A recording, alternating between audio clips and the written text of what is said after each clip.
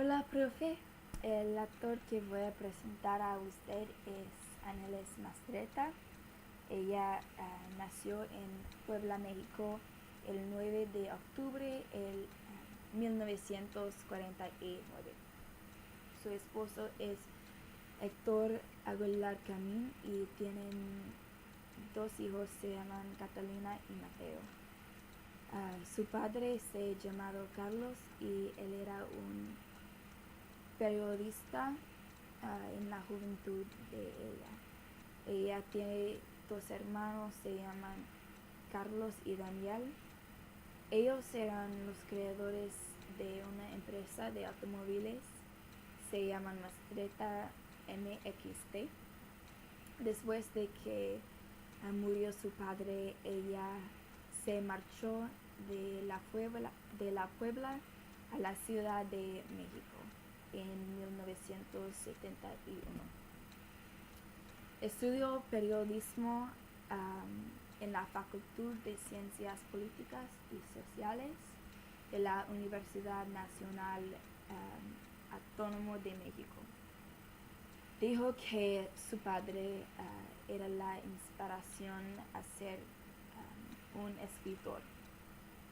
Mientras asistía a la universidad, que en ocasiones colaboró con revistas, publicaciones y periódicos similares a Excelsior, La Jornada, Proceso y Ovaciones, y más.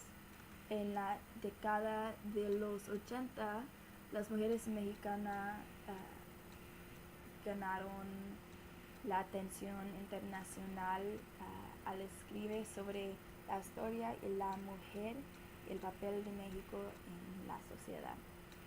A día de hoy, Ángeles Mastretta es una voz de las mujeres mexicanas y latinas. A pesar de que ella escribe sobre la historia de México y sus personajes femeninos en sus cuentas retratan las dificultades de la mayoría de las mujeres latinas de la época de la Revolución Mexicana. Desde 1985, ella ha escrito dos libros maravillosos sobre la experiencia de la Revolución Mexicana. Bueno, realmente me gusta mucho. Me encanta lo que cree a su apego emocional a su país. Se leído un par de entrevistas con ella a las obras literarias de un par y la forma en que habla y se presenta a sí misma es increíble. En mi investigación de ella por esta presentación, creo que ella es una de las mujeres más interesante y más inteligente que he aprendido acerca. Una vez te preguntaron en una entrevista si ella de menos estar 20 años de edad, y ella respondió diciendo que no. Ella ha aprendido más en sus últimos años. En esa misma entrevista se lo preguntó a lo que pensaba de la muerte. Su respuesta fue que remedio. Y cuando se la preguntó acerca de su opinión de la vida, su respuesta fue lo que una opción. Creo que ella es fantástica y ahora quiero empezar a leer sus libros. Nexos en línea. ¿Cómo escribo está relacionado con por qué escribo? Escribo para contar el mundo, según yo para trastocarlo, aunque ya no lo creo tanto, para guardarlo. A veces ahora pienso que para heredarlo. Y entonces por eso escribo a veces como un deber, cuando debería escribir siempre como un placer.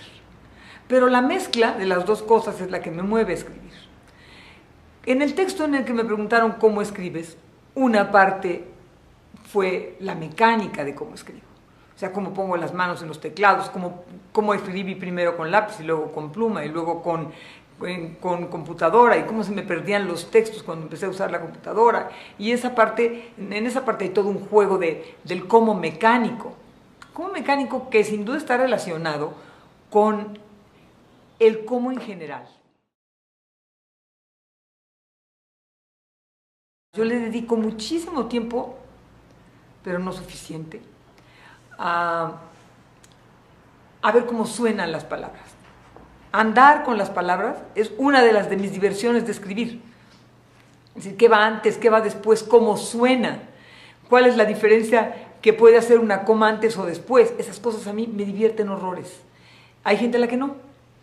Hay gente a la que le gusta mucho más la estructura o que es más sorda, o sea, que no la aflige como cuando cantas, entonar o no, sino contar la historia, decir la canción.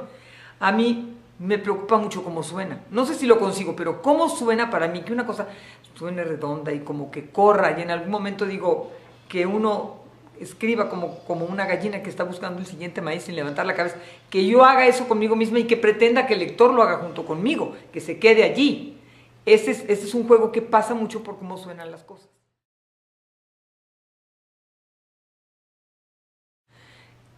El otro, como escribo, cuando digo escribo llena de dudas, pasa por escribo muerta del miedo, fundamentalmente con la estructura de las cosas. Por eso cada vez más se me dan los textos cortos y menos los largos. Más fácil cuento cómo escribo sin meterlo dentro del todo de una novela, que es una cosa que cada vez se me complica más. Decía Borges una cosa muy chispa, pero claro, Borges era Borges. Entonces decía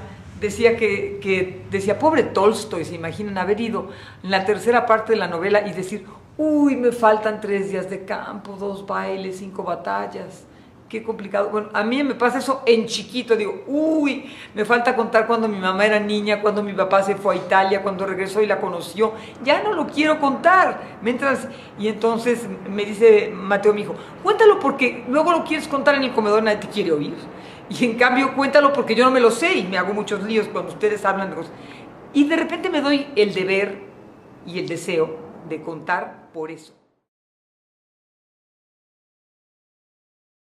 Me cuesta mucho trabajo no escribir en desorden. De pronto pienso que los existencialistas y los de la escritura libre inventaron todo esto de que uno escribe libre, lo inventaron para no tenerse que meter en el cerrado mecanismo de hacer una novela estructurada que empiece y acabe y que tenga un orden en el que el lector se quede, que sea un viaje a otro mundo. Yo quisiera, cuando escribo un libro, quiero regalarle a la gente un viaje, que la gente se meta en el libro y se vaya de viaje al libro, a otro país, a otra familia, que después incluso extrañe a los personajes, se pueda preguntar qué estarán haciendo los Sauri, o en este siglo, al principio de este siglo, cómo hubiera reaccionado Catalina Asensio a un marido como ese, cómo reaccionó a la mitad del siglo. Que la gente se pueda quedar en la idea de que estos personajes existen, no nada más están hechos de palabras, sino están hechos de palabras y cobran forma. Eso a mí me fascina, pero eso me cuesta muchísimo trabajo. Bueno, ya les dije más o menos cómo escribo y de qué escribo. Creo que dije más de lo que dice el texto.